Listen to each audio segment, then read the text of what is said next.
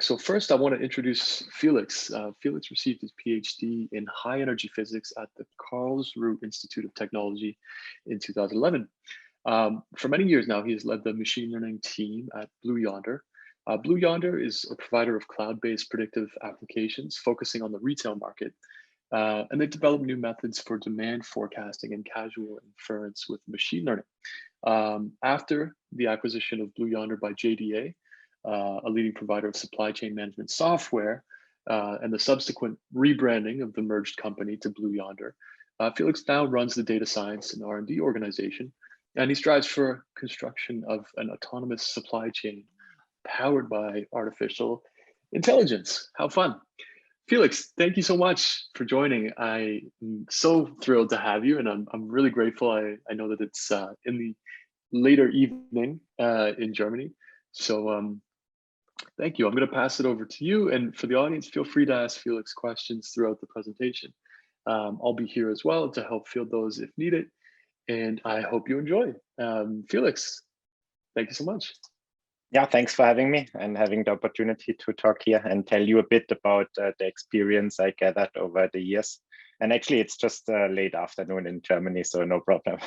And as Dave said, so please go ahead and ask questions right away. So this is meant as a workshop, and what means workshop here is less hands-on fashion. So we won't program together, unfortunately, because initially I just wanted to give a presentation, but I think it's a nice idea to have it in a longer format. So let's make it interactive. So I have plenty of material. We don't have to go over everything. So that means please just ask in between whenever something comes up that you want to understand, or some of the concepts are maybe a bit more subtle. And it's perfectly fine. You just ask and interrupt me, and then we will go into details, and I will just drop then the content that is maybe not so necessary to get the overall flow. Okay, cool. So then let's get started. So I think we have 40 people in, so that's really cool. So first of all, so what this topic is about. So I wrote it a bit in the abstract. So from a business perspective, this is really about applications of machine learning in the retail business.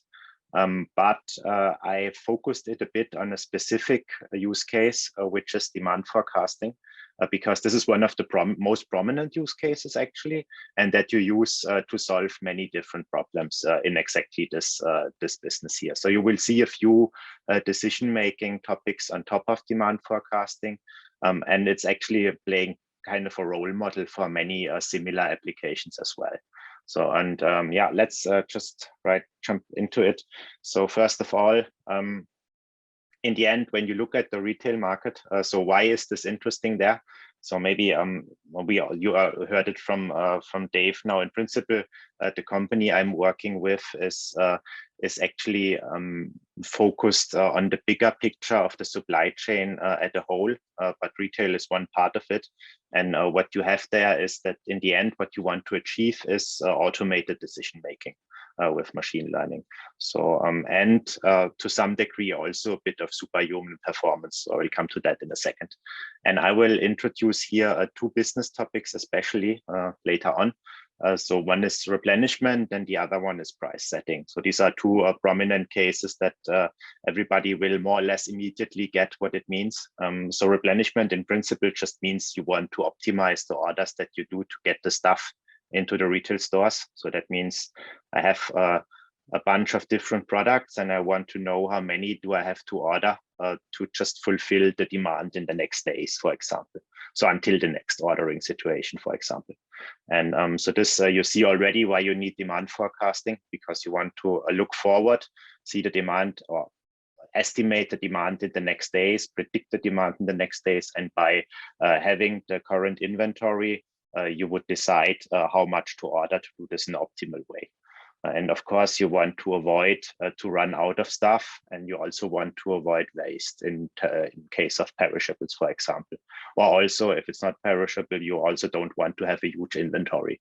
So that means it's kind of an optimization problem, and you need predictions to do it.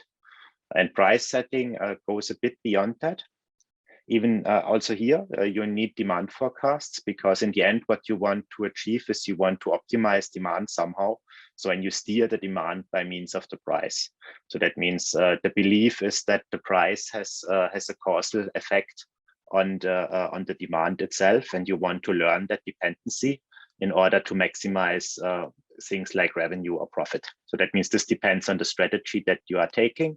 And in the end, you need first the demand forecasting, and then you need the causal structure to set the price in an optimal way.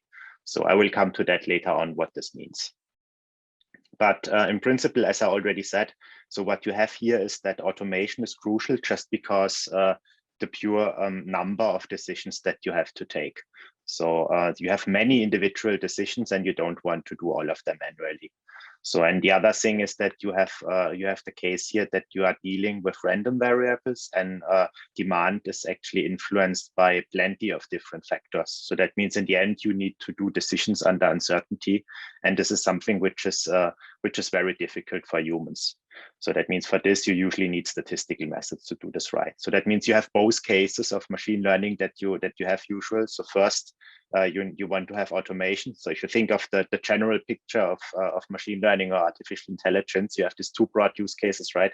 So one is basically things like face recognition and so on, where you want to achieve kind of human level at some point. You don't want to get better, so you just want to achieve that level in order to automate away the stuff.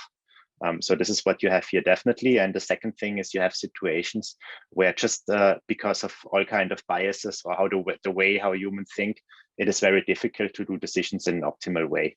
So there you really want to have kind of superhuman performance, and this is definitely a case here as well, because these demand forecasts and the subsequent decision making is just very difficult for humans to do in an optimal way.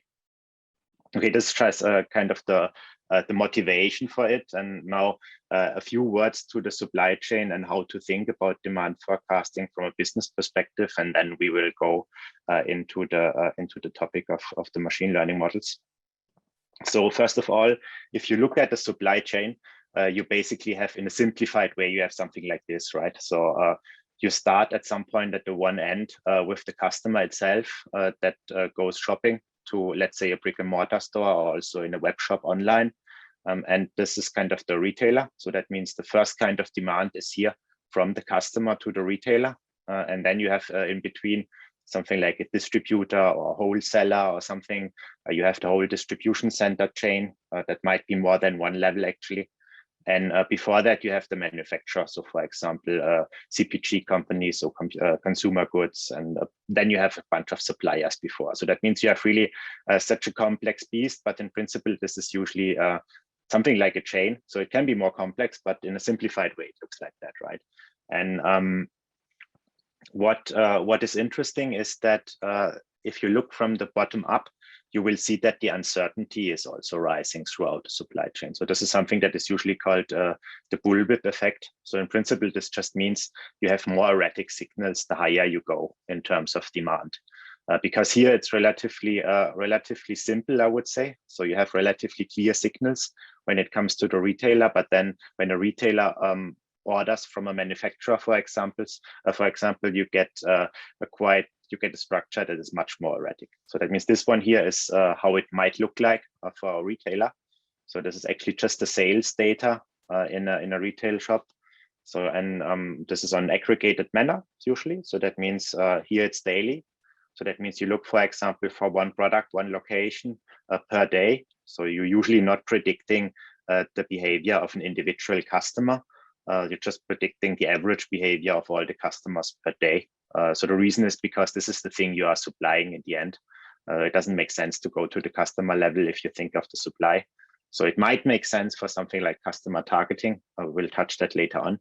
But in principle, you look to such an aggregated level for a retailer.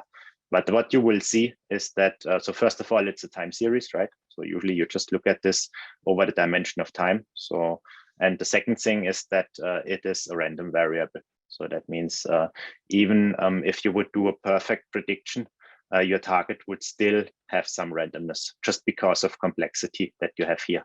So many different customers come to the shop buying stuff daily. And it's not like you classifying a picture as a cat or a dog or something. So here you usually really deal with some intrinsic underlying uncertainty that comes from complexity, actually. And yeah, so just a few examples what it would mean.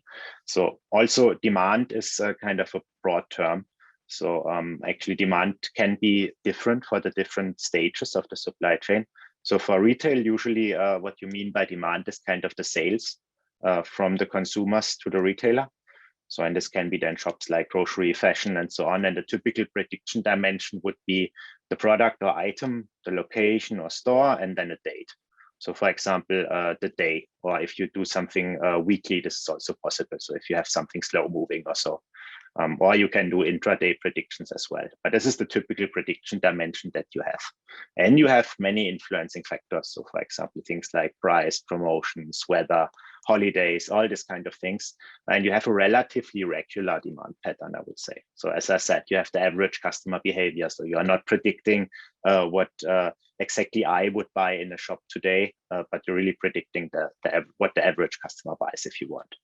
And if you think higher up in the supply chain, for example, for a manufacturer, so there the demand is actually the orders from a retailer, for example. So think of, like I said, consumer packaged goods companies or high-tech companies or something like that. So there, it can be that the customer is a additional prediction dimension. So why is this? So for example, if you have if you have a consumer packaged goods company and then you have large retailers like Walmart or whatever, ordering stuff.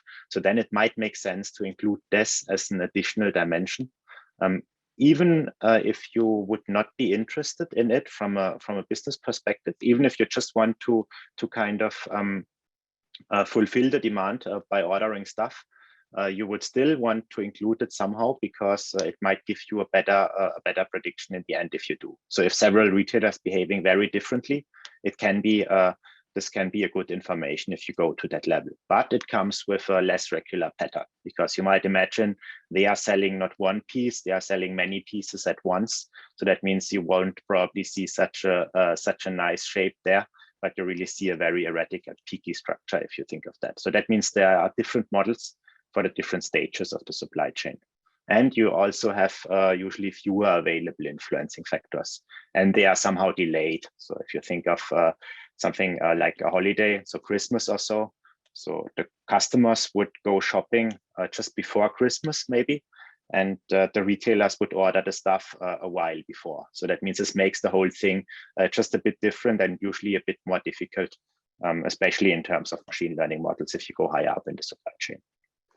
Okay, but so far so good. Let me come to the main topic of the thing, and this is why you would actually use machine learning for that. So let's say for demand forecasting. In principle, as I said, what you have is you have individual time series for all the product location combinations. And we have many of them, right? So we have, so typical retail grocery chain maybe, so I have thousands of items in hundreds of stores, and you want to do daily predictions, for example. That means you have really many individual time series, and you want to optimize all of them. In principle, optimize them individually. And this is how the traditional univariate time series forecasting methods are doing this, right? So they just look at the time series of the different product location combinations, use the sales in the past to predict the demand or the sales in the future. And if you're using machine learning, this comes with two major advantages, I would say. The first one is that you would combine the learning on all the time series. So that means you would not do the thousands of individual optimizations on the individual time series, but you would do one common optimization, so to say. So if you think of a spreadsheet, your different product location combinations would all be individual still as kind of samples. But you would optimize them together. And this actually enables to learn from the commonalities between them, which is in principle just reducing the variance in your methods. So this is one major advantage, I would say. And the second thing is that you have a natural way here to consider all the external or exogenous variables. So like the things I mentioned, prices, promotions, holidays, weather, all these kind of things, right? So this is, you could also do this with the with univariate methods, but it's more complex and more complicated usually. And in the machine learning, you just include it as features, so which is pretty simple, right? So in the end, you have both. You have a reduction of the bias by including all these variables, and you have a reduction of the variance. And later on, I will tell you also a bit why this is cool in terms of the causal structure of the problem as well, and why it's not good to just rely on the autocorrelation. Hey, Felix, maybe we could just take a pause here and see if anybody has any questions or if they wanted you to dive into anything specifically. If anybody does, please, we'll give you a minute to type something in the chat. Yeah, or just speak up. So it's, as I said, it's fine to interrupt me at any point. Hi, Felix. Good morning. Good morning. The question I have is, I mean, you spoke about these exogenous variables, which are kind of the confounders or the causal variables, which play from the effects are not evident on the fore, but these are the major factors that play in the back for you to make the decisions, right? So did you consider all these variables as a part of your modeling exercise? Yeah, so you already talked a bit about the causal structure in terms of confounders and so on. So here, actually, what I mean is really simple. So not talking about causality so far, really just looking at the prediction power of the model. So you can just use them as, so you just learn the statistical dependencies between all these variables and your target variable, simply as that. So like you do with all machine learning models, you just look at whether there was a promotion or not. So maybe I just go to that plot here, then you see it.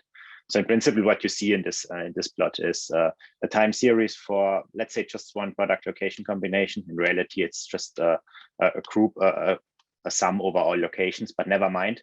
And you see there's a promotion going on when we are in this blue box here. So, and what you basically see is in the time series, once you go into a promotion, such a promotion period, so the demand just goes up, right? So that means what you could do, of course, you could just learn from the autocorrelation and say, okay, so I was, if you are here, you just see, okay, so I was quite up in the last week, so I better go up with my prediction as well, right?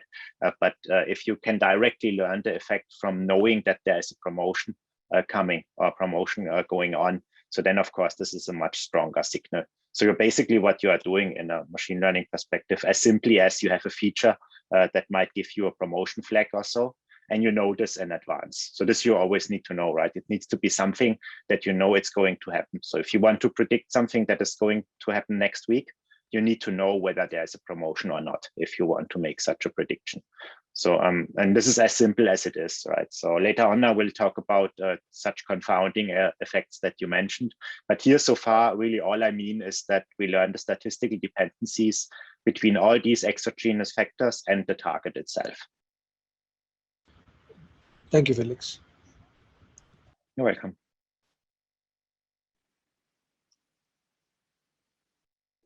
Okay, further questions? Otherwise, I just go on and you ask when something comes up. So this was kind of the introduction. So now this is the first thing that goes slightly deeper and which might not be that clear what I mean with that. So with hierarchical learning. So I don't mean a specific method by this one here. I just want to give you the view from a pure learning perspective, how you on which levels you should learn such effects, right? So so in principle, if you think of this the structure that I mentioned, hierarchies in terms of this might come on the different dimensions in the granularity. So for example, in products, so you might think of some external factors that influence the product in a specific way, but other factors influence maybe full product groups. So let's say, as I said earlier, Christmas is coming up, for example. So then this might have an effect on many products in a very similar way. So, or you have a weekly structure that is similar or typical for this region. So that means you have a specific store or a bunch of stores in a specific region that follow a specific weekly structure, or that might have a specific payday effect or something like that, right? So So that means such effects can, or promotion might be on the lowest level because you're just promoting this one product at a time. So that means there might be effects that you actually better learn in terms from an uncertainty perspective on different levels. So, and what you would like to have is a method in the end that enables something like this. So in principle, you can think of it like a Bayesian hierarchical modeling. So this is the typical demand forecasting problem setting in retail, because you have effects that really are influencing the individual products, and you have effects that are influencing full groups of products or stores fully, or fully groups of stores or something like that. And however you do this, but you usually want to do something like that. And this is now just on top of the argument that I had before with the with why using machine learning. So if you learn this on the right level, so if you have something that is affecting many products in a similar way, so like a weekly structure, you better learn it on a higher level, because then you're just reducing the variance for free, because you're not looking at each individual time series and learn it with a huge uncertainty. So remember, so these plots would not look like that if I look at an individual store. So they will not look that regular, but will have much more spikes. Because it's a random variable that is following a similar structure like a Poisson distribution. So just out of the nature of it. So that means if you learn it on a too individual level, you will have to take care of all the uncertainties. So some effects you have to learn on that level, but some effects you can learn on a higher level. So and then there are different methods that would enable to do something like that. But this is kind of the problem setting that you have and with which you want to deal. Okay, so now usually the first question that comes when I presented this is, so which methods are you suggesting to use? So do you go directly for deep learning, which is usually the choice in most of the fancy things in AI at the moment, or is it enough to go with a shallow learning approach, so like a random forest or gradient boosting or whatever? So, and in principle, you first have to look at the higher level, what is the difference between the methods. So in principle, the use case should define which approach is superior. So deep learning shines in all kind of problems where you have all the information available in raw data. So it's, of course, this is the AI way. So so that means deep learning, of course, is the way forward in the sense that you want to have all these things like feature learning and so on if you want to build artificial intelligence. But it only works really well in problems where you have the information available in raw data in a shape that the model can digest it. So because you do this kind of distributed representation learning. So this works quite, it works nice for things like images or text or something like this, if you think of natural language processing or computer vision, and then just encode in the network architecture the representation that you're going to learn. So this is great. But now if you think of the structured data that you have here, and the way how the data is usually coming to you, it can be quite difficult for a deep learning method to get all the effects. So that means usually for demand forecasting, the state of the art, I would say, is still to have kind of at least some feature engineering before you go into a method. And you can still use deep learning afterwards, but usually it's enough if you use a shallow learning approach. And I will go to some cases later why I actually suggest to use something like an easier approach like a generalized additive model to get explainability, and rather do some feature engineering before. And the reason is simply because you have information that is actually missing in the data, and you want to impose some assumptions from the outside. So both from a causal perspective and just to help the model to make sense out of the data. So domain knowledge can actually be very helpful here, even though I know that it's not maybe the way forward for AI, but for the exact problem here, I think this is still superior to even the fancy methods like transformers at the moment. Okay, but maybe to say this right away, in principle, you all know that all the different statistical learning methods, so especially in supervised learning, you see this quite easily, are basically relying on the same underlying concept. So it's just you basically use all the same thing. It's just curve fitting in high dimensions if you want. And they just differ in their applicability for the different use cases. So that means you can solve this also with any method here, right? But there are a few methods that I personally think are better suited for this problem. And you will see it once we come to some examples later on. Okay, there might be a question. Okay, what do you mean by it should be coded into the network architecture? So this was not meant of as a as how you do it. I think it is like that, right? So this is how how a deep net is learning. So there you just get the information, and in principle, how the network learns the representation is it learns it in the network architecture. So over the weights of the network, right? So this is how it comes. And in feature engineering, you present something in a way that the method can easier digest it. So think of a thing like I said earlier with weather. So let's say you have the raw information, just a temperature stream. So if you just present such a method, the raw information of the temperature, and in the end, what you want to learn, I think I come to that here. What you want to learn is something like the effect of the first sunny weekend, right? Because this is usually what is happening. If something like this comes up, then you see a sudden spike in demand, for example. It's not because it's not when the temperature is slowly rising. So you see rather spiking events because it's the first barbecue weekend or so for some products. And such an weather event, if you want, is not encoded in the raw information in the first place. So now look at how such methods would do it. So in feature engineering, you would just right away build such a weather event feature, right? And then all the method needs to do is learns in the past the statistical dependency when such an event happened, and the sales on that day for that product, for example. Of course, you're dealing with weather forecasts. Remember, you need to know in advance, otherwise it's not forecasting, but still it's the same thing. And a deep network, for example, if you think of it like it should learn all from the raw data, you don't do any feature engineering. Basically what the method needs to do is somehow needs to find out that such a weather event is going to happen. So from the pure temperature stream, it needs to find out that I have a sudden temperature rise that is somehow correlated to the weekly structure and so on. And usually how a network would be learning this is via weights that are distributed over the different layers. Okay, is this more or less clear? Is this answering the question? Okay, cool. Okay, good.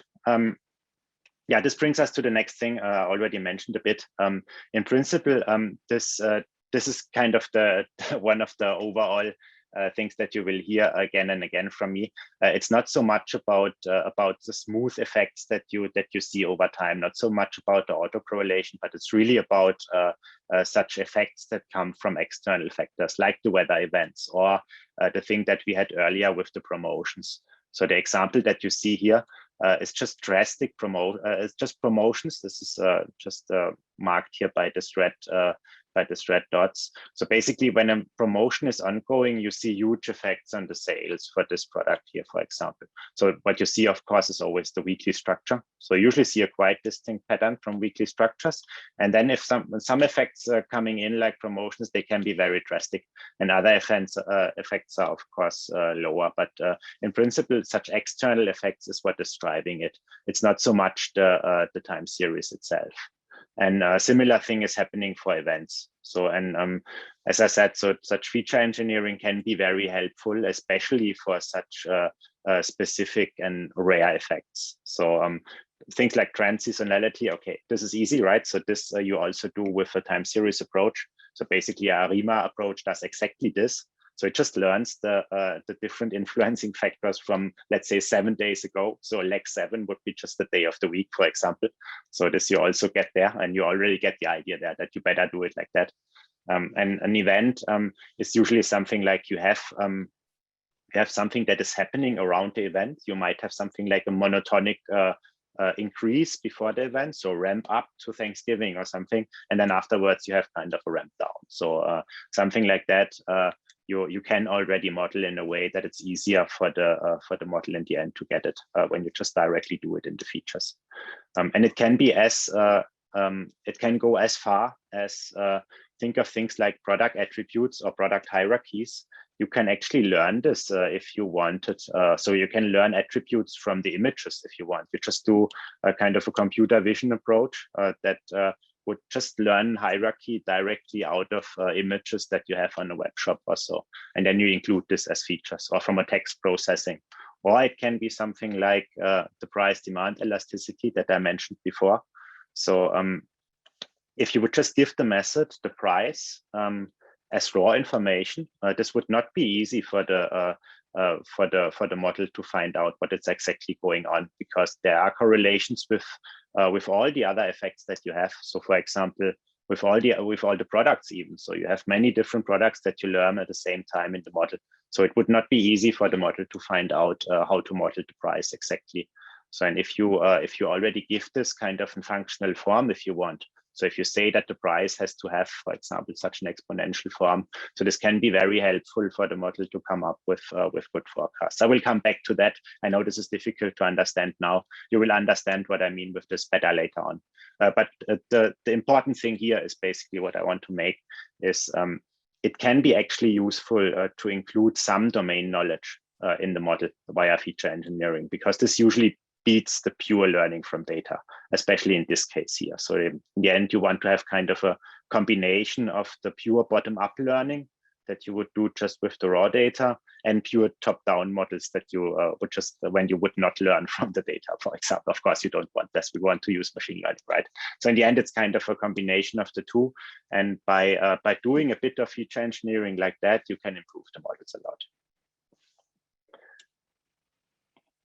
Okay, so now one thing that comes as complexity on top of this. So this is kind of a just something in between now. I mentioned all the time sales as kind of the target quantity, but actually what we want to do is demand forecasting, right? So that means what we are using here is something that is reflecting the actual unobservable target demand. So remember, it's a supervised learning method. So that means we just want to learn the dependency of some of our features to the target. And the target should be demand, but we don't know what demand is in the past. So, and it's actually reflected by the sales quantities for a retailer, or by the order quantities for a manufacturer if you want. So, but going when you predict this for the future, you don't want to predict the sales. You actually want to predict the demand itself. So, and the problem is that those two things are not always the same. So, so sales rather correspond to a censored demand. So, and this is because you have things like out of stock situations. So, for example, you have an item in a store in inventory 2 times or so on a day, as example. And so then after a few hours, all is gone. And for the rest of the day, you don't have anything on stock. But there would be people coming and buy. So that means what you basically get in the end of the day as the aggregated sales over the day is not reflecting the demand. The actual demand would have been higher, but you only see a lower number in sales. So, and if you learn such dependencies in the past, of course, you are getting a biased model in the end, because you would also predict to the future then kind of the sales and not the demand. So that what you are basically doing is you're learning kind of a mix of the true demand structure that you have in the data and the policy that you are following with your ordering. So, and this is of course something you don't want. So that means you kind of want to correct for those out of stock situations, for example. So correct the target basically in a way that you would not predict the sales, but predict really the demand in the future. And this can be also a bit more subtle if you think of something like markdown sales. So what this is to think of something perishable. So, or let's say, think of a yogurt, for example, and it's nearing its best before date. So that means you want to get rid of it before you have to throw it away. So basically what you are doing then is you would just reduce the price. And by reducing the price, you would kind of artificially create additional demand. So that means you have a lower price, more people are going to buy it because you think that the lower price is driving more demand because of the price demand elasticity that you usually see. So you have a higher sales in the end for such a case. But now this is also something that you don't just want to learn. because you don't want to create markdown sales for the future. What you actually want is the pure demand. So that means you somehow need to correct for those situations as well to enable unbiased demand forecasts. And I will just show you in a second after the question how you actually could do this for a markdown sale, for example. Okay, how can we identify out of stock situations? We don't know if the demand actually exceeded the stock, even if end of day stock was 0. What is the correction method applied to the data? Okay, so this is for the easier case of out of stock situations. As I said, I will explain it for the slightly more complicated case for markdown sales as well, but for out of stock situations. It's a very good question.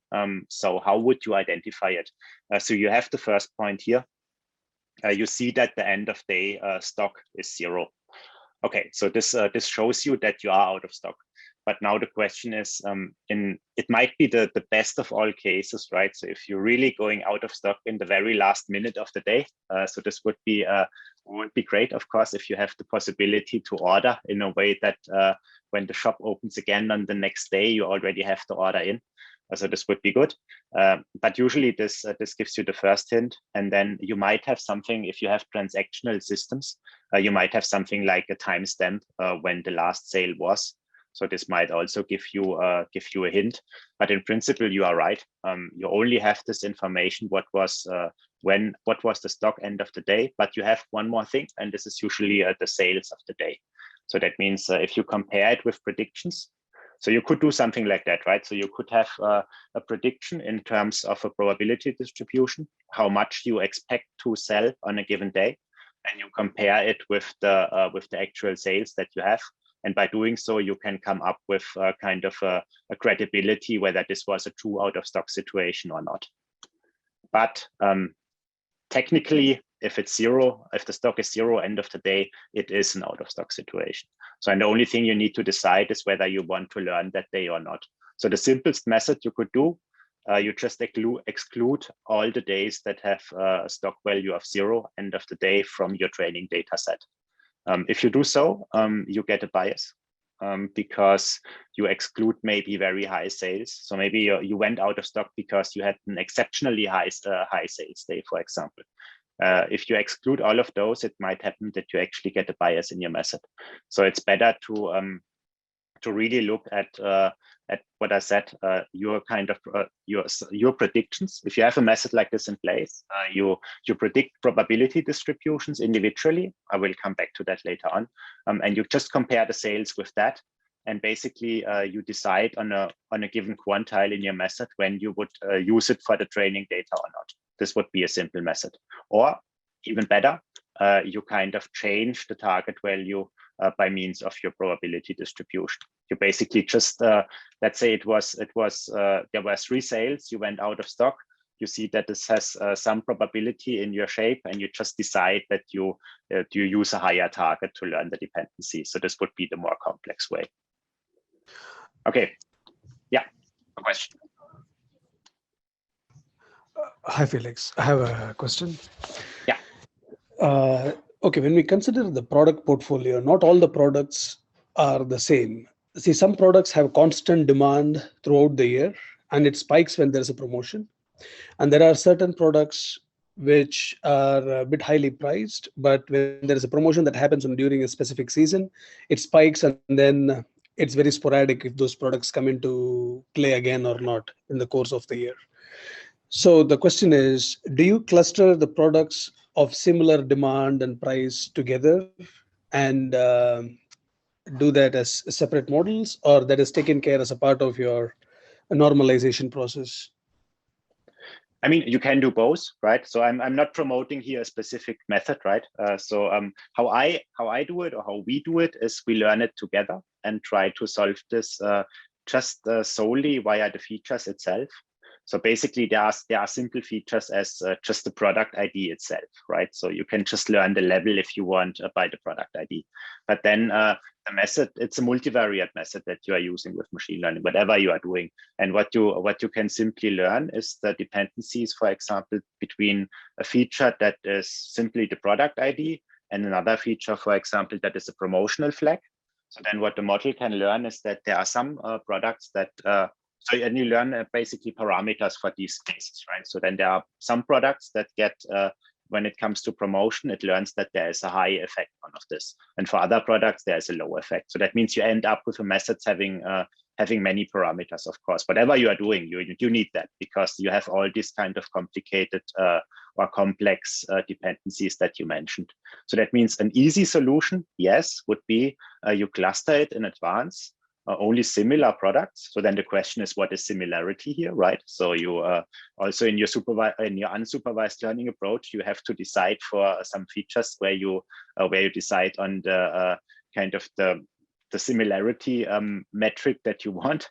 But you could do that, and then you learn different models for similar products, or if you have a method in place where you can actually dealing with that, you just do it via the features. You learn all of them together, and there might be effects they still have in common.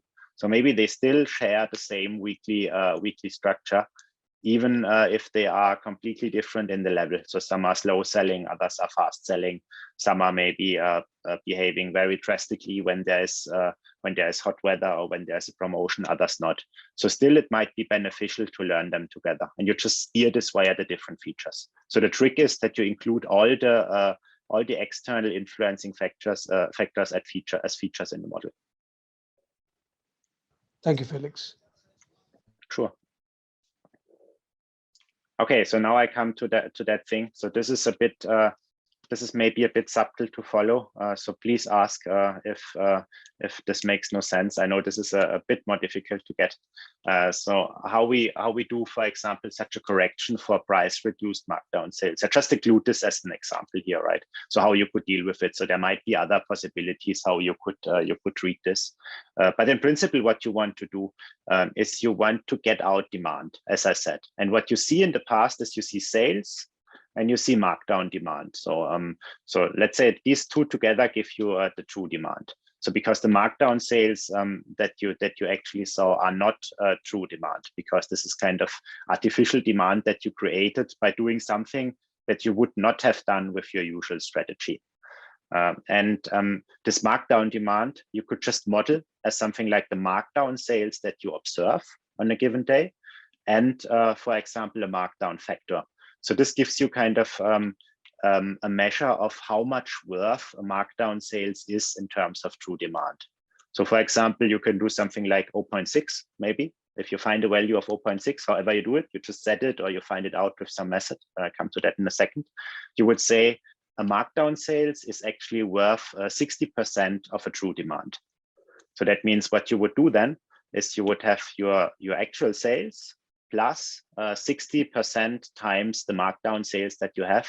And this is your new target that you learned in the past.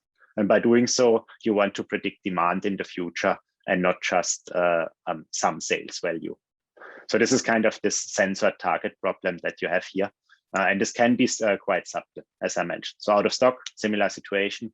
These are things you have to deal with to some degree. It's not a huge effect that you see here, but of course it depends on how often out of stock situations occur and how often you do markdown sales, for example.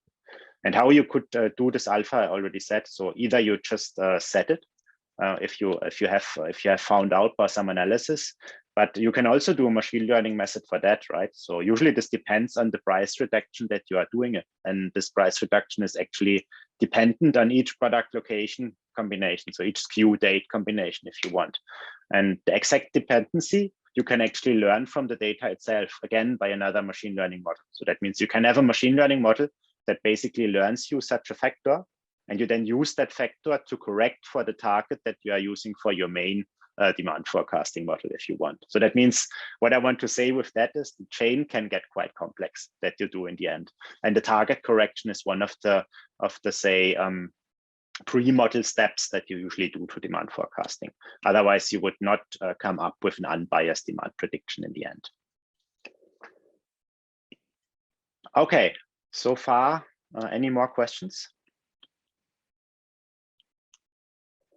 Okay, a question. Can the markdown demand be merged with sales to generate a single target demand and be explained by factors like promotions? Yes, this is exactly what is happening.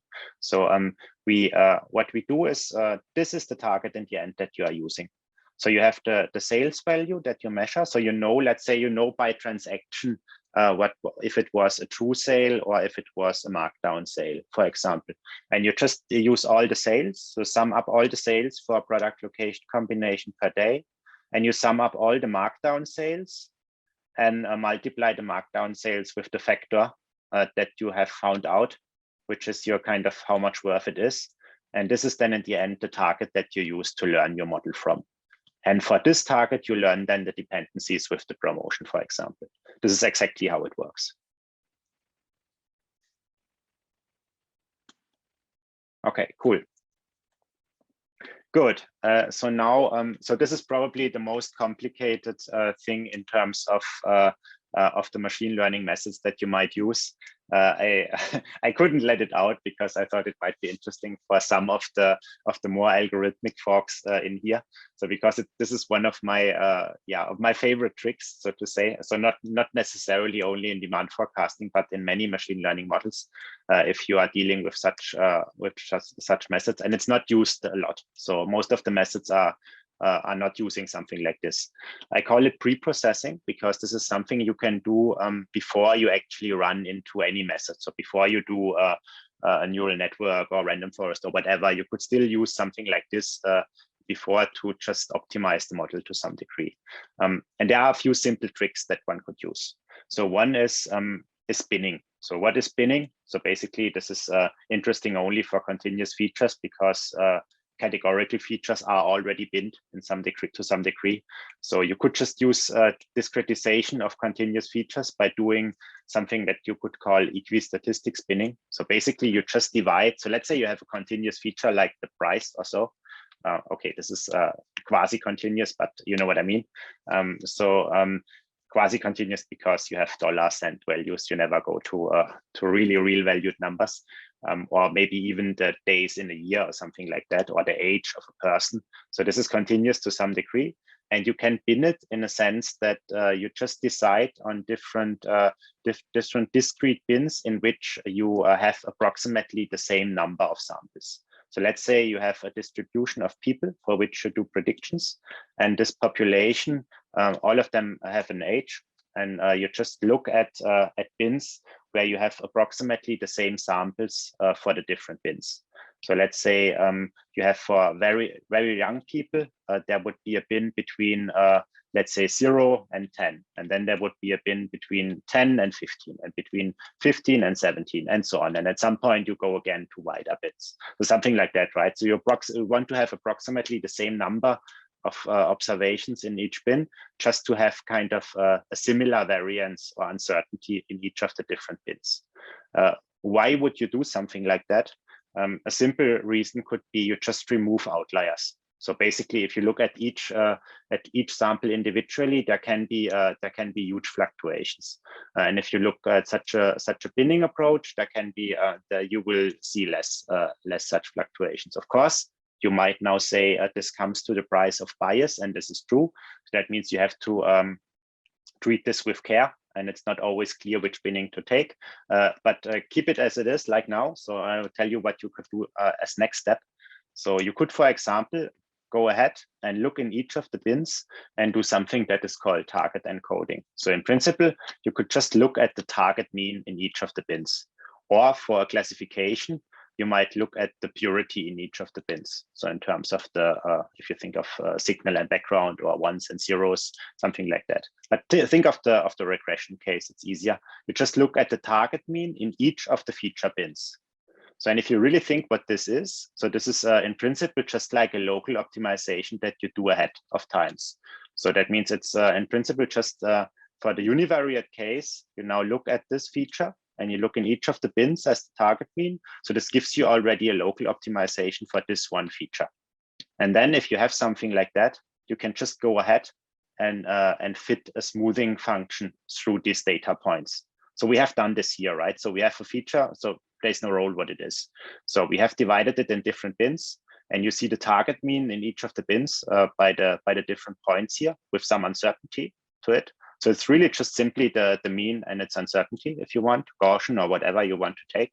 And then you fit a smoothing function through it, like an orthogonal polynomial or even a linear or something, not something, whatever it is, right? A sinus, whatever you want, so that you know from the outside, kind of such an assumption that I meant. And by doing so, you would get rid of all these fluctuations that you see here. So if you know that it should follow a smooth form, basically what you could do then as input to your method is just a red line.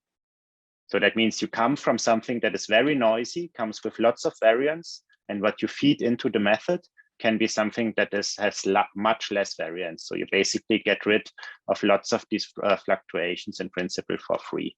And you could then even do another transformation on top of it and feed the output into a neural network, for example. So something like this can be very helpful for many methods. Okay, that was a question. I know this is a bit difficult to understand, but if we use target mean in the bin, would that bring in look ahead? No, you have to be careful, of course, with these things. So usually what you would do is you would only look, because we have a time series here, at the information in the past. So you should never include future information, of course. So that means rather than having the target mean for the full training data, so to say, you should only use the target data until the very point in time where you are. So that means, I think I come to that on the next slide. Yes, that means you would rather do something like an exponential weighted moving average or some exponential smoothing over time if you want. So, and I actually included that example from the last slide a bit because I want to talk now about the heart of time series forecasting and machine learning, and tell a bit about that. Yeah, okay, cool. So, and this is now really coming to something that that is very interesting to understand. So, how would you include the autocorrelation in your machine learning method? So there are basically a few possibilities. So, and the first thing is you just do something like an ARIMA model or exponential smoothing in the first place, univariate methods, right? So this there you would have directly the autocorrelation in. Or if you use machine learning, now what you usually do is you treat each of the days. So let's say you have a daily model. You would treat each of the days as kind of independent, because remember what you do in a machine learning approach is you basically have this IID assumption that you have the independent samples for the different samples in your spreadsheet that you are using if you want. And here our granularity is product location day. So let's say you have a different row for each product location day combination, and each of them is basically independent. So now still you want to include the autocorrelation as information. I will tell you later on why I would suggest not to do it, but let's say you want to do it in the first place. So the easiest possibility would be you just go to a product location combination, right? So you group your data set by product locations, and you look at the time series, so the date of your target variable, which might be the sales, right? So this is just a bit of Python code here, so just to make clear what I mean by it. So the time series sorted by date, grouped by store item, and you look at the target. And what you could do as feature is you just now look at the exponential weighted moving average if you want in the past. So that means basically looking to the past, have some kind of weight that is decaying over time. So the alpha 15% here means that the last occurrence, so to say, weighs 15% of the probability mass, and it's a recursion. The day before weighs 15% of the remaining, and so on and so on. And you have some kind of prediction horizon. So let's say you want to predict 3 days in the future. You should also in your model learn always a shift of 3, right? So this was the question before. So you have to make sure that you are not including future information when you fill this these features. So that means you always have to shift it by the amount that you want to predict out. So if you just want to predict 1 day out, it would be a shift of 1. If you want to predict a week out, it would be a shift of 7 if you are dealing with daily data. So something like that, this would be the target mean encoding before. And now you could go ahead and fill this to a single variable, right? So this would just gives you maybe here, you have the sales exponential weighted moving average on the x-axis, have divided it in different bins with equistatistics binning that I mentioned before, and just filled with the information, the mean in each bin if you want. So, and something like this can be a very powerful feature. And this is usually what you are doing. So whatever method you are using and from the shallow learning approaches, and you want to include autocorrelation, this is usually what you do. But there's another possibility how you could do it. And you could basically treat them as categorical encoding if you want. So basically do this for each of the product location combinations individually, for example. So here I did it only for the item number. So that means one dimension for the product. You could do it for another dimension for the location as well, or directly two-dimensionally, having 2D bins if you want. And you learn this mean encoding in those. So the difference between the two is just the number of parameters that you would learn in the end. So here you have one feature, so to say, that just learns a smooth dependency over this kind of exponential weighted moving average. And the other approach, you learn it for each of the different categories independently. You learn a parameter, which can be much more, right? So here you have one feature where all of the different product location combinations are encoded in. You just look at the ones that have a similar value in this exponential smoothing. You treat them together, and here you treat all of them independently.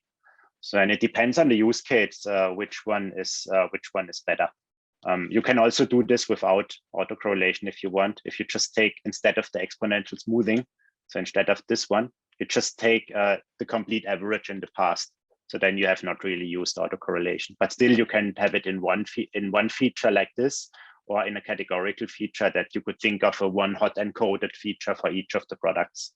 And this usually has a lower bias, right? So, but it can have a higher variance because you are treating here the problem with much more parameters. So now I missed one thing that I promise I will come back in the end of the talk. And this is actually how comes the recurrent neural networks, for example, or transformers, where you have the sequence samples in. It's another possibility to do time series predictions.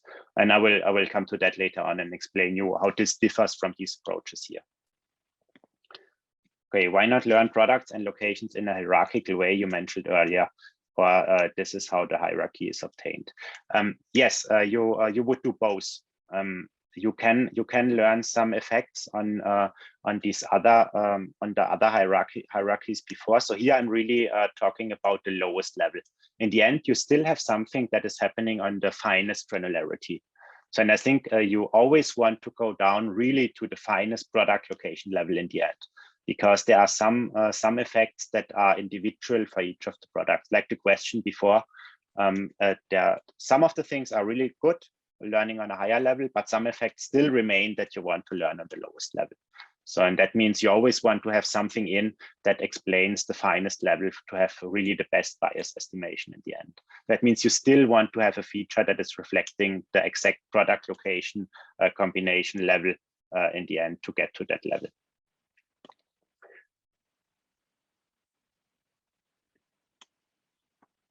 Okay, so I think I would even change the flow of the presentation a bit. I will talk now about this and then directly jump to the thing that now let's see. Let's first talk about this, and then you tell me if how well you got it so far. So I said now that you have to take care of autocorrelation a few times. So, and why is this? So first of all, most of the state-of-the-art methods actually rely on the leg target information. This is what you saw. So if you do such exponential smoothing, what it is actually it's looking at leg targets. So you just look at the target in the last days and try to use this to predict the next days. And this is usually a good thing. And why this works is actually the thing that I wanted to talk about in the end. But here we just look at not why this works, but we just say it works because we have the autocorrelation and we want to make use of it. So I said the first thing you do is the univariate time series methods. It's fine. The second thing is what we just did. So you build such exponential smoothing features and you just put it to your machine learning model. Or the last thing that you could do, or let's say the modern thing, sometimes this is what many people at the moment try with time series forecasting, is you would use something like a recurrent neural network or a transformers or deep learning method, where what you have there as individual samples is the full time series per product location combination. So that means before, in the other method, we had different samples for each day, treated them independently, and learned the autocorrelation, for example, via such an exponential smoothing feature.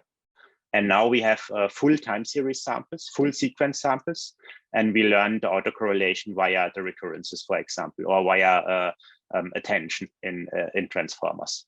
So, but in the end, what happens is all of these is mixing two things. It's mixing the effect of autocorrelation with all the external influences that we saw. So, for example, this is the plot that we had earlier. So you have such a promotional picture, so where you have some peaks that are happening on distinct points in time when there is a promotion, and this is one of the features that you are using. But you're now using also such an exponential smoothing feature, for example, or you have a recurrent neural network that uses the autocorrelation intrinsically. So what is happening is that you learned this lagged effect. So basically you want to predict the next days by means of the last days. So, and what you would create are basically artificial peaks after those peaks with such methods, right? Because then you are a few days later, you just see those days and your exponential smoothing method would go up. So that feature would drive it up at some days after this in a lagged sense. And your promotion features are telling you on those days that it has to go up. So that means what the method need to learn is basically a counter effect on the next days afterwards, because you have already blended in the autocorrelation with these exponential smoothing features, for example, or via the recurrency. That means just the learning effect of the model for such spikes that are caused by such external causes is much more difficult. So that means a model that has both of this in will always tend to have difficulties with such peaking structures. And not only those, there are many structures where it's difficult. Always when you don't have a very smooth trend, but you have something that is subtly changing. And unfortunately, this is the case all over the place in retail demand forecasting, at least. And a simple solution to that, really very simple, is you just don't use target autocorrelation in your machine learning model. So you just don't use such exponential smoothing features. So you have in the first place a model where you have independent samples for each product location day combination. You learn all the external effects like promotions, holidays, weather, just include them as features.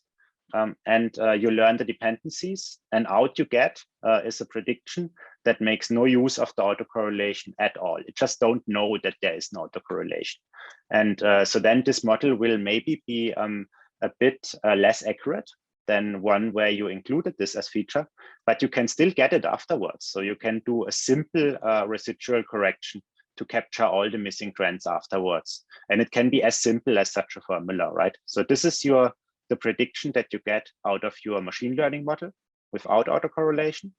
And then you just do an exponential smoothing over those predictions of the last days or the last weeks or months. You do the same with the target, and you just correct it by that level. So, and by doing so, you would just include the autocorrelation afterwards. And you can do this, of course, more complicated than with just such a linear approach. But in principle, this already works, because all you need to learn here is missing trends, because all what the things is doing is just getting trends, nothing else. Because I will later argue that there is no such thing like a true causal reason for autocorrelation. It's just a spurious correlation. And this is why something like this works. And here you have an example where this can be helpful. And so this was the beginning of the COVID crisis last year. So basically what you see here in yellow is the sales of a specific product group. And you see in the blue lines and the dotted blue lines, you see the predictions of the machine learning model and the corrected model. So that one. So basically the solid blue line is the machine learning model. And it was okay for a while. And then COVID jumped in and the sales went up. So I think this is something like toilet paper or so. So which was heavy sales at the beginning of the crisis. And then if you do such a correction, what you do is you just subsequently go up with your predictions as well to get the trend, right? So, and this exactly same thing would have happened if you would have included that feature. But here you are not disturbing the overall causal structure of the model in the first place if you do it with something like that. And I think this is a simple trick that almost nobody using, and you cannot easily use it with these methods. So I think this is one of the advantages that the shallow learning approaches actually have over the deep learning methods, that you can do something like that to get the causal structure. And it's not only to get causality right, it's really also to give better predictions, for example, in terms of such peaks or in terms of generalizability overall. Okay, so let me check where we are in time. I think we're already far in, so I underestimated how much material it is. Okay, cool. So let me see what we will do. I will just finish the demand forecasting, and then I think I will drop the chapter about the probabilistic decision making, or make it very brief, and we will jump right into causality, because there were a few questions around that. And in the end, we might come back to that if you are interested in the Q&A part. Okay, so another cool thing I think that I often get asked is about cannibalization and halo effects. So what is this? So I have a simple explanation here. I know these are not nice plots, but I think you get the idea by it. So let's say you have one product that when it goes to promotion, again, by the signaled here by the red dots, when it goes to promotion, the sales go up quite a bit. And you have another product that is a similar one. So let's stay with our yogurt example. So you have here maybe a more expensive yogurt that usually not so many people are buying it. But if it is promoted, so the price is reduced, for example, so then many people would go and buy it. And you have another yogurt that is maybe quite stable in terms of its sales usually, and you don't do promotions on this. But sometimes when the other product is in promotion, less people would buy it, because people who usually buys this yogurt would then actually buy the other one. And you see such effects all over the place. These are not huge effects, but this is a typical thing for cannibalization. So kind of the sales of this product are cannibalized by the sales of this product due to some trigger event like a reduced price. And a halo effect would be the vice versa thing. So let's say you would buy this one here in such a situation, and then there might be another product that you buy with it. So let's say there's a barbecue, so some meat is promoted, then you would go ahead and buy some ketchup next to it or something like that. So I know this is a silly example, but you got it right. So this is these are the two effects. And now what makes this difficult is that this is something that with the simple approach that I told you, where you have different product location combinations treated as different samples of your method, this would not be so straightforward to learn it, because the model treats them, as I said, independently usually. So also a recurrent neural network would do that, because there the sequence samples is only in terms of time, not in terms of product location combinations. So that means it's not that easy to have this kind of sample interactions in your method. Again, you can a trick to do this is you do this again in by doing predictions on residuals. So for example, you have built now your first model. You have some predictions out of it, and then you look at the residuals of the resulting predictions from the targets. So all the other effects are captured, right? You think that your predictions are good, but still you see some deviations. So let's say for this case here, so our predictions would be more or less flat. In a sense, right? And we would see that there are residuals between our predictions and the target exactly when such a thing occurs, right? So we would see some deviations between our predictions and the target in such situations, because this is the only effect that we have not accounted for in our initial model. And you can then learn, let's say, by a product matrix form, such a dependency. So let's say think of 10 products that are in one product group. So for simplicity, and you just think of a product matrix, you have 10 products in one dimension, 10 products in the other dimension. And now each of the rows gets an independent machine learning model. So let's say one machine learning model for product one machine learning model for product two, and so on. And for each of the models, so we pick now one row. So let's say product three. So and now we have on the as features, we just take the prices of the other 9 products that are in my set here. So these are just my features, and my target is the residual of the initial predictions and the actual sales. And then by doing so, I can just learn simply by having such methods, I could learn the dependency between my product and other products, so to say, in a cannibalization sense. So this makes then such a model chain in the end, where such a case would be a residual model on top of my initial model that would be able to learn such cannibalization effects on top of it. So this was now as subtle as it could get about demand forecasting. But I want to tell with it is that usually you have kind of a model chain. So as I said, you have something like a sensor target that you have to correct for. You have a main model. You have maybe a residual correction for the autocorrelation if you don't want to mess up the causal structure. And in the end, you have even something like a cannibalization correction on top of such a residual model. And such a chain can be quite complex. So to consider the effect of items on each other, for example, types of yogurt, we basically train a model feeding vectors, information of items arranged in a vector. Not sure if I fully get what you mean by it. What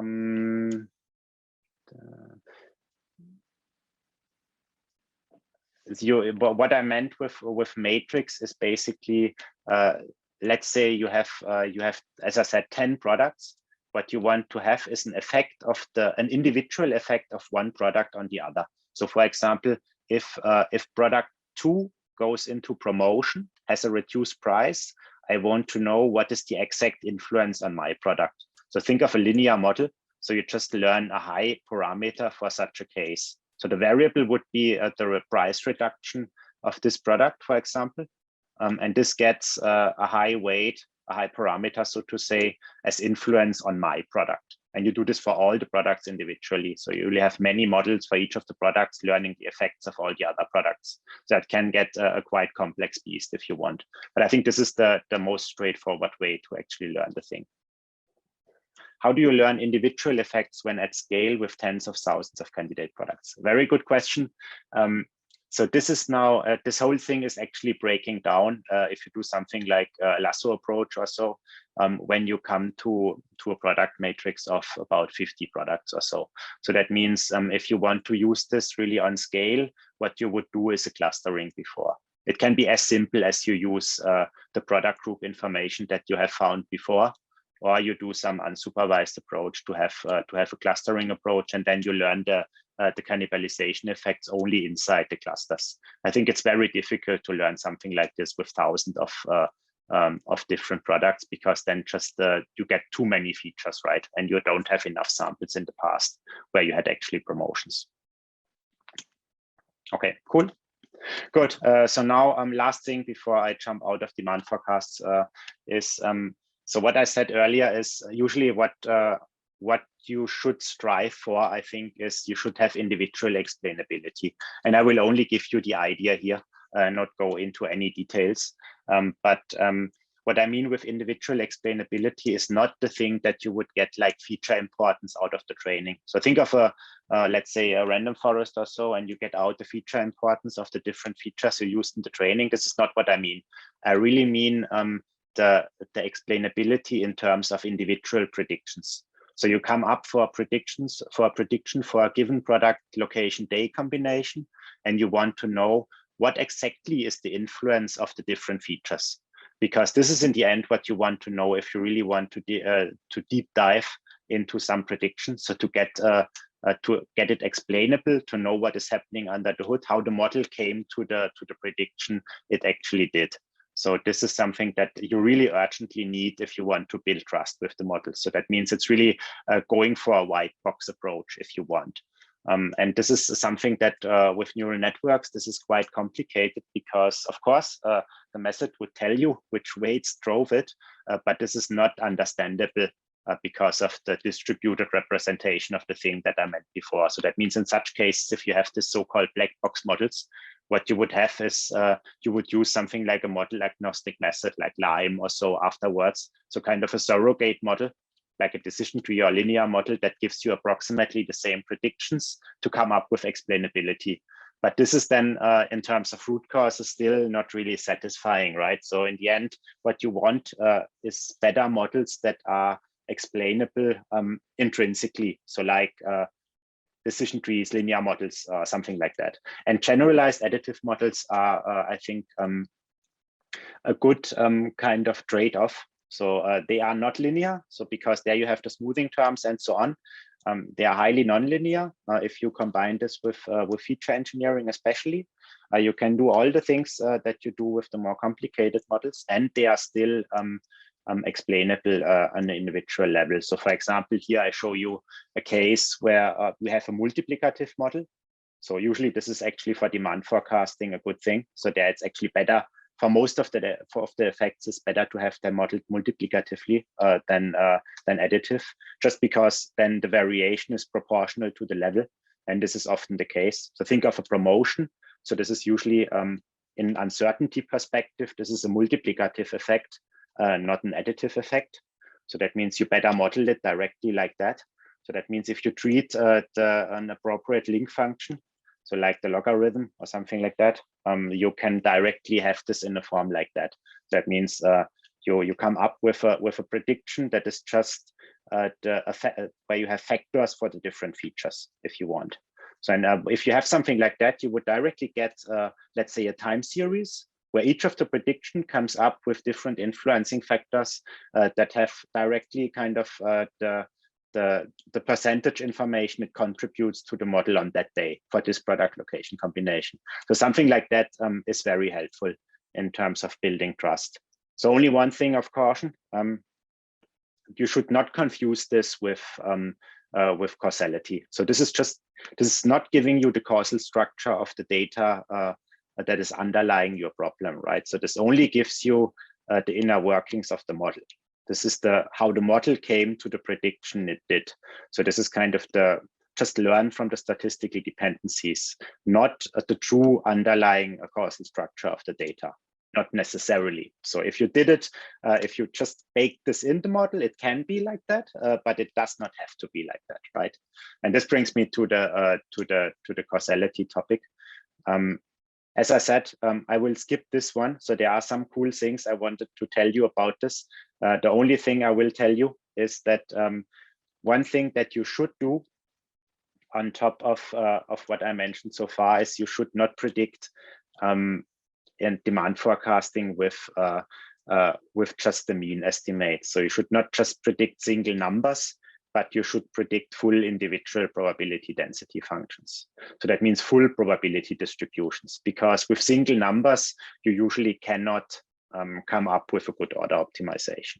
So, and what most of the methods, most of the regression methods that you will find in the off-the-shelf methods give you is the conditional mean of the output. So that means in the end, as this is dealing with random numbers, all of these methods would kind of predict a probability distribution, but you get out as predictions usually kind of the conditional mean of the thing in most of the methods. And it's better to get directly the full distribution, because then you can optimize really in an optimal way. So for example, for orders, you would want to have the demand forecast as PDF if you want, and then you would decide according to the costs that you have which quantile to pick on top of it.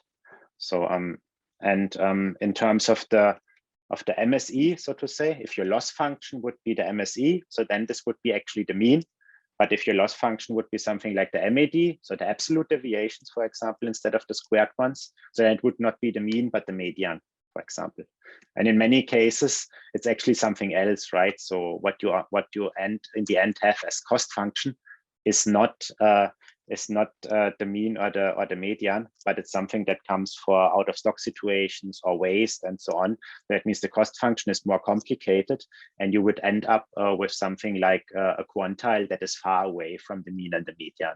So that means if you want to have optimal orders in the end, you definitely want to have such a probabilistic decision making on top of the full distribution, so not of a single number. So this is kind of the crucial point that I wanted to make in that respect. But as I said, so I will skip that. If there are any questions to that, we can ask later on. And I will also skip some, or maybe come back to that in the end, that you could also solve this instead of the simple optimization by reinforcement learning. So this is, I think, a cool idea for the future. Yeah, let me come to causality, because there were questions in that respect, and I think many people are always interested in what this means. Causality and machine learning actually are two different things. So first of all, so you might have heard that one. That statement Pearl made at some point, that all the impressive achievements of deep learning, or overall, especially supervised learning, is just curve fitting. And in principle, this is true, right? So the common core of statistical learning is in principle that you just do curve fitting in a sense that you want to generalize. So that means in the end, what you want to achieve with machine learning is you want to find a way how you generalize your curve fitting, that you can actually use your method to predict the future or predict other data sets or something like that. So that means it's statistical learning with the aim of generalization, but it has nothing to do with causality. It's really just statistical dependencies that you are learning. Yeah, I think we can do that. So I don't know, Dave, probably to answer this question, how we distribute it, but I can definitely give you the slides and you can read through it. Okay. Let me tell you a bit of what causality actually means. So just this is out of the book of Pearl, so the book of Why, which is a quite nice book if you want to get into the topic. So this is written on a very high level, but he makes this kind of ladder of causation if you want. So basically, all you know from machine learning and statistics is on this lowest level here. So basically, the seeing level. So that means these are just statistical dependencies that you could observe in the data. So just observational data from the past. And now the higher levels is something like intervention, means what happens if I do something different. And the counterfactual level, I will come to that, means imaginary thinking. So that means if you look in the observational data in the past, you only find one realization. So let's say, think of price setting that we had before. So you will find only one price set at a time and the sales that it had. But what you want to know later on is what would have happened if I have set another price. So basically, you want to have this counterfactual statement that if I do a what if, what is actually happening. So, and this is something that actually, if you really think a bit more philosophically, this is actually how the human mind is working. So all we are doing, all our decisions are basically based on top of causal reasoning. So we do this all the time. So what is happening if I do that? So what would have happened if I would have done that, and so on. And so far, we don't do this in machine learning at all, or in statistics overall. So this is really just what we do there is we use observational data and learn the dependencies. So that means going a step in the direction of unifying that picture could actually also be a step towards a more human level AI, if you want. So this is not my topic here, but just give you a bit of the outlook. Okay. So now let me before we jump into this counterfactual thing, let me just give you a bit of an example why it is so different, causality and the usual statistical view of the world. So think of this example here out of that book as well. So you look at the cholesterol level of some people, of a population of people, and the exercise level they are doing. So the more they train, for example, and you just divide the group into different ages. So let's say in the 30s, the 40s, the 50s, and so on. And you basically just look at the correlations that you find. So it looks like for each of the age groups, the higher the exercise level, the lower the cholesterol level. But now if you look at the full group, so at the full population, you find something like that. So the higher the exercise level, the higher the cholesterol level. So how could this be, right? So this is paradox. So so something like this. So it is bad overall, but it's good for all different groups. So how can this happen? And this is actually confounding. So somebody asked this before. So in principle, the solution to it is this graph. So you have the exercise level here. And what you think is happening is the exercise level is causally influencing the cholesterol level. And it actually is, but you don't see it easily in the data because there is another variable, the so-called confounder, that is causally influencing both of them. So in this case, it's the age. In the example here, I don't know if it's a good one because I don't know if it's true, but in that case, actually the age would mean that the older a person is, the more the person exercises, and the more and the higher the cholesterol level of the person is. And if you only look at the observational data, it's messed up in the sense that you don't see the causal structure directly. So you don't see the causal influence from X on Y because all you see is the correlation that is highly influenced by these other causes that comes from the confounder. In our pricing example, this could be something like a popular example there would be, think of how fashion is sold over a season. So let's say winter season, some piece of fashion comes in the beginning, many things are sold from that. In the end of the season, not many are sold. But usually the way you set the price is beginning of the season, the price is relatively high. And in the end, when you want to get rid of the stuff, the price gets lower. So now what does this mean? So the lower the price, the lower the sales. This is what you see in the data. But this is not the causal dependency that you want to learn, right? If you want to set the price, you rather think that the dependency is exactly vice versa. And what is happening is that this is confounded by the point in the season that you are in. And this is happening all over the place. So basically the policy with which you set the price is confounding both the price, which is your action variable, and the demand, which is your kind of target variable. You want to get the dependency, but it's confounded by something else. So usually you call this a backdoor path in the causal language. And there is some things that you could get rid of it. So for example, you are adjusting for this by simply stratifying the data. But you need to know something about the causal structure to do it, whether it's right or not. So that means going back to that, the right answer would be that one. So this is the right picture. So the higher the exercise level, the lower the cholesterol level. But you only come to that answer because you know the causal structure. You know that the age is influencing both. If you would not know, you could not, from statistics, you could not tell whether this is the right answer or this. So this brings me to the final answer to causality and machine learning. And this is machine learning itself. So just pure learning from data and experience will not answer you the causal question. You can only answer the causal question if you impose some assumptions from the outside. So that means you need something in addition to the pure learning from experience. And this could really be seen as kind of a worldview or world model that also humans have, right? So we have this kind of model on top of the pure learning from data that gives us our common sense or causal thinking. And exactly the same thing you need to do here. And there are different possibilities how you could do that. And I will come to that now in a second. Or we can say that the input variables are correlated, but how is that different from identifying cannibalization or halo? Do we need to have knowledge of the data and run various validations?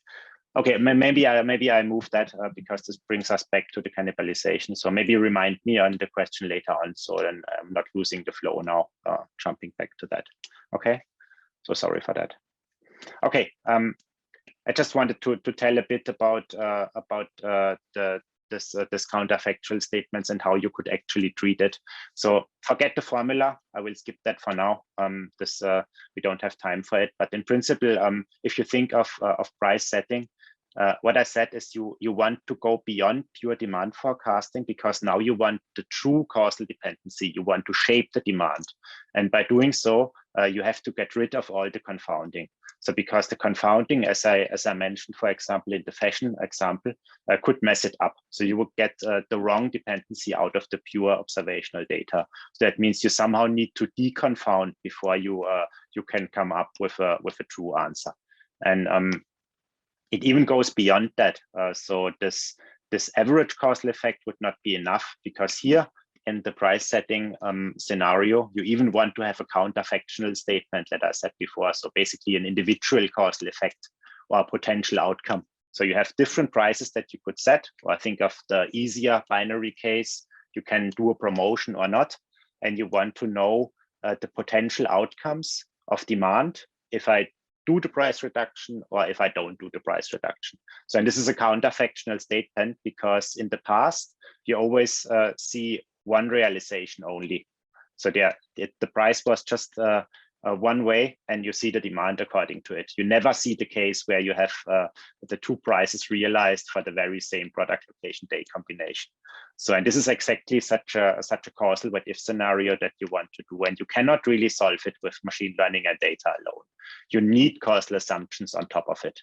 And now the statement I make is that there are some easy things that you can do, because this individual causal effect can actually be solved by machine learning. So this is the cool thing machine learning does. It does individualization by means of its generalization capabilities. So that means supervised learning, as I said, in principle, what you are doing, the high dimensional curve fitting, with the generalization capabilities it has, this gives you individualization if you think about it. So because let's say you want to know a specific effect for one of the products, what you actually can learn is by the commonalities to other products. You don't even need an exact example for this product in the past. You don't need the exact case where you have the potential outcomes of both at the same day, because you have so many other products that behaving similarly in many respects, and you have this kind of hierarchical learning and so on that gives you the chance to really look at a similar product, how this behaved in such a situation, and this gives you kind of an approximation of the potential outcomes, so of the counterfactual. So that means the individualization piece of the individual causal effects can be solved by machine learning. What needs to be solved outside of it is the deconfounding. So that means get rid of the confounding, use machine learning to get the individual effect, will bring you the causal what if scenarios that you actually want, for example, for price setting. And to get rid of the confounding, so there are several possibilities. So in technical terms, this means you want to get rid of this dependency here. The easiest thing, of course, is randomized control trials, for example, A/B tests or so, that are done in a random fashion. So basically randomly set prices, right? So this is the safest way. And by doing so, you could get the best answer, but often this is not possible. So often you are just left with the observational data, or you can only do this in a very restricted form. So basically just change the prices slightly in some constrained fashion and so on. And it's not only true for price setting, it's true all over the place. If you think of causal effects, let's say on maybe from smoking on the health status or something like that. So there are such situations where you just have observational data only. You cannot do randomized controlled trials. So and that means sometimes you need measures that use statistical methods with some causal assumptions that at least bring you some kind of deconfounding. And I just give you two examples here to some details. So this one is, so there are quite some examples that you would find about this. So this is a quite prominent example how you could treat it. So this is with something that is called propensity scores. I will tell a bit about on the next slide. And the second thing would be a partial deconfounding, if you want, with the smoothing methods that I mentioned before. So, but let's first give you the idea of that one. Because this is a really cool application of machine learning. So again, you have this scenario. So let's take for the sake of simplicity, we have a binary action variable. So let's say price reduction, yes or no. We have the demand, which is the target that we want to predict the effect on in the end, and we have some confounders. And it might not only be a one variable, but it can be many, right? Many variables. So and how you could do such a confounding with pure machine learning is you could first learn the policy in the past. So basically you learn the dependency of all the confounders set on X. So your target variable is X. So you do classification, price reduced, yes or no in the past. All the features that you are using are all the confounders. Now here, the most important thing, it needs to be all the confounders. And this is where the causal assumption comes in. You need to know what the confounders are, and you need to include all of them as features in the model. You learn this, what you get out is a probability. It's a classification. In this case, you get out a probability, the conditional probability on X conditioned on Z in that case. And this is what you would call a propensity score. It includes all of the confounders. And then what you could do is in your second model, which is actually the regression on Y, where you include X and all the sets as input features. So you just include the action variable, so the binary flag as input feature, next to all the other influencing factors that you might have, Z, and maybe also many others that have nothing to do with X. And you learn the typical regression on those. So basically Y on conditioned on all the inputs. And you weight this with what you have trained before, so the output of the propensity score model. So you weight it by means of that first model, and this in the end, so this is so to say an independence weight, because what this thing is doing is it kind of randomizes this dependency here. So you just weight out this dependency. You get rid of this dependency by changing the weight of the input samples. Okay, you need a method that can account for sample weights, but you get rid of this dependency. You get a randomized treatment of X, so to say, and what you get out of the model then is a causal structure from X on Y, and you can then easily come to the answer what is the causal dependency by using that model to predict two cases: once where you set X on 1, and once where you set X on 0, and you just have the difference of the two as your individual causal effect in such a what-if scenario. So now I know this was a bit fast to follow, but in principle this could be such an approach where you use purely machine learning, but the causal assumption is you need to know what your confounders are, because you need to include all of them. If you are missing one, your output will not be the full causal effect. But something else, something like a mixed bag. And the second method I said before in terms of smoothing. So this is now a bit the argument here will be a bit more hand waving. So in principle, what you could always do is think about back at the smoothing that I said that you do on top of the input features. You can always impose some partial causal assumption in that you say you only allow certain structures. So a simple thing would be here the example of a yearly seasonality. So let's say I want to have a feature that only learns the seasonality over the year, not learn anything else. So, and if you look at this feature, we pre-processed it individually before. You see a weekly pattern in here, maybe a monthly pattern, anything, right? But we only allowed this one feature to be a sinus curve, for example. We don't allow it to learn spikes. So let's say there would be a Christmas season and you see spikes, or you see spikes because of promotions. And we want this feature to be purely a seasonal structure, and it should be a smooth sinus curve if you want. So something like this you can always do. You basically just allow different features only to follow some functional forms that you think make causally sense.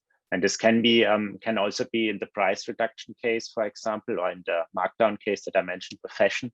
It could be that you only allow the price dependency to go in one direction, for example.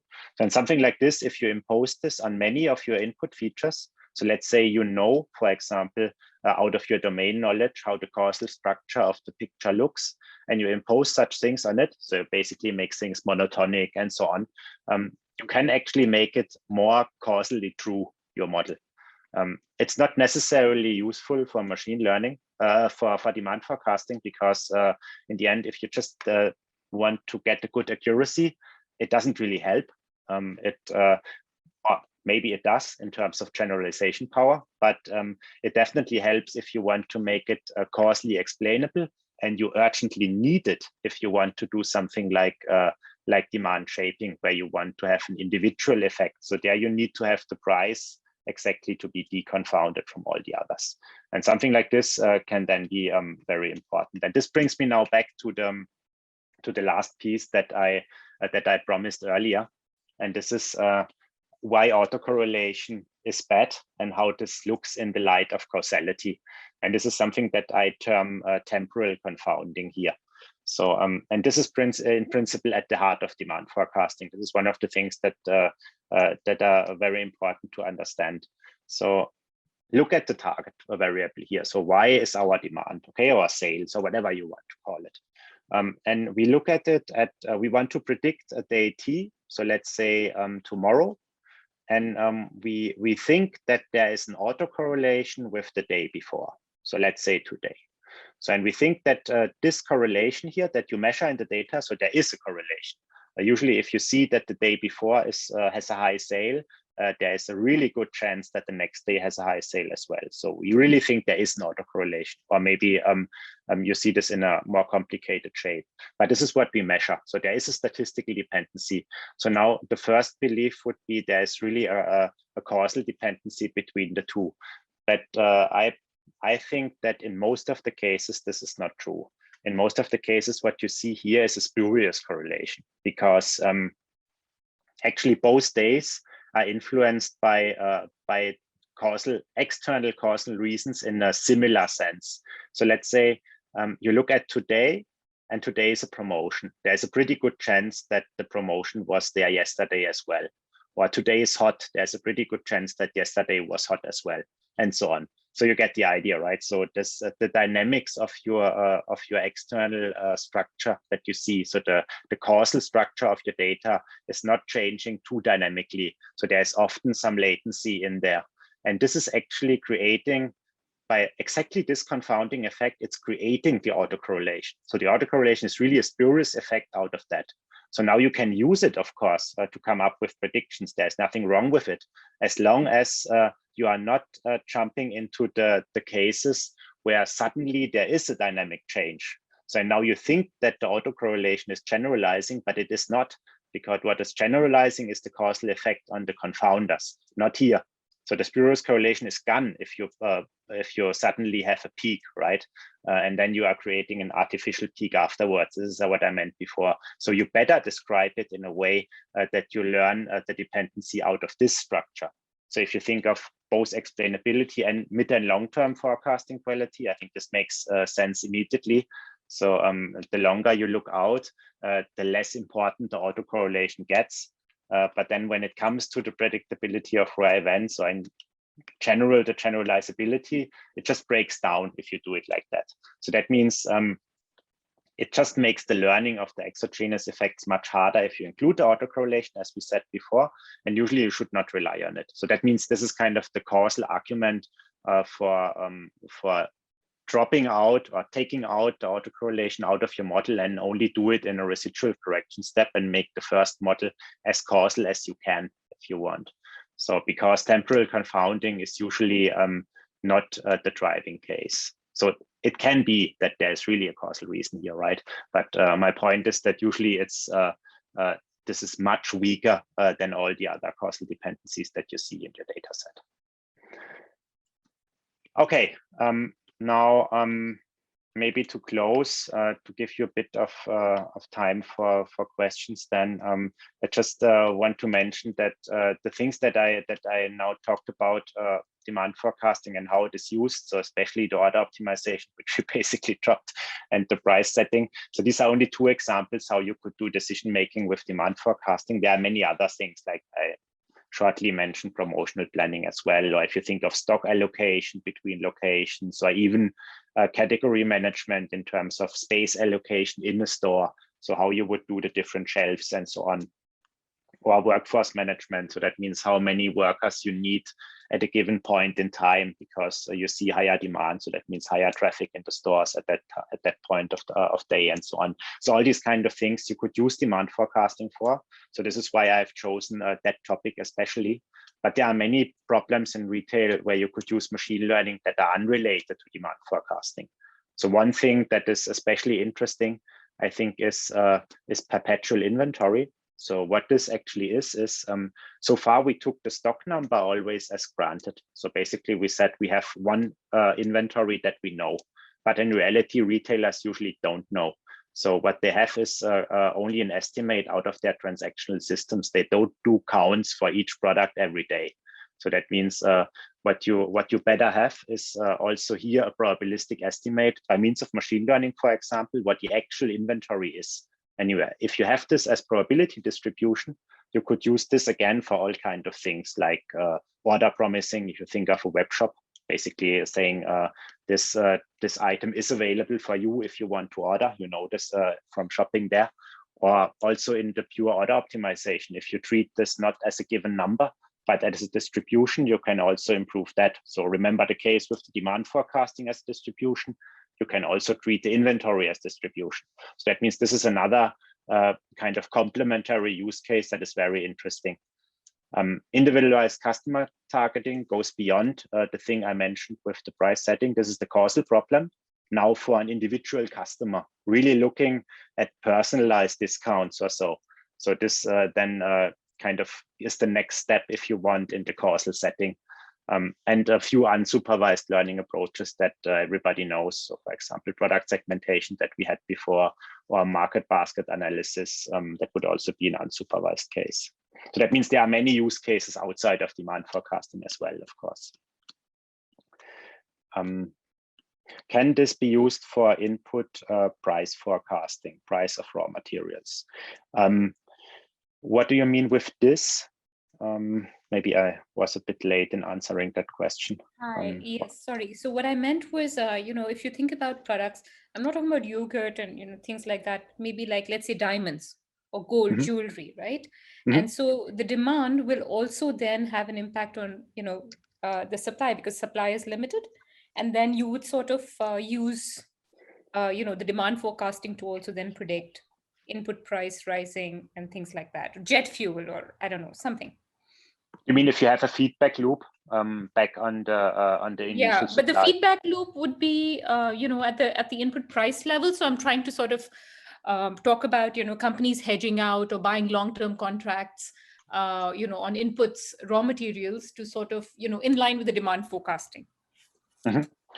Yeah, in principle, yes. I mean, you can always try to line this up. So if you come from the demand side, so then you have this kind of this. I think this goes back to the question that that I had in the beginning with that picture of the supply chain, if you remember. So where you basically see a lagged signal for the raw materials, right? So you see now you see your demand, let's say from the retailer or from the manufacturers or so, and you are actually the original supplier of the raw materials, and your demand will also be influenced maybe ahead of time. So you see this earlier before the actual demand comes up at the stages where you see lower up in the supply chain. So that means it all depends on each other, right? So this makes this full supply chain picture very interesting. So maybe this is a good question to bring me to that one point that I wanted to make earlier with the reinforcement learning. So all you heard now so far from me is tool-based AI, right? So all this is kind of supervised learning, where you just want you're just optimizing a small piece of the supply chain if you want. So if you now go more to a goal-based approach, so let's say you're dealing with agents, let's say one agent that is just doing the order optimization for a store, another agent that is ordering the stuff for a manufacturer, and so on. If you think of that, you can kind of combine the different stages via their supply signals. So that means you really can unify the supply chain if you would have the full data picture in the end. So this is what I mean with autonomous supply chain in the end, that you're really unifying this as a non-zero sum game. So in such a case that you mentioned this, so this is always the case, that you have this feedback loops and it all depends on each other. So the demand at one stage really depends on the demand on an earlier stage. So this is definitely the case. Okay, features such as product similarity, substitute, and complements can be considered useful as input feature. If yes, what is the best way? Yes. It is. So first of all, of course, you always have something like substitute products. So that means if you have a relation between products, so then this can be very useful as input feature. So let's say you know that one product is substituting another product at some point. So if you think of a life cycle shape, so think of something like smartphones or so.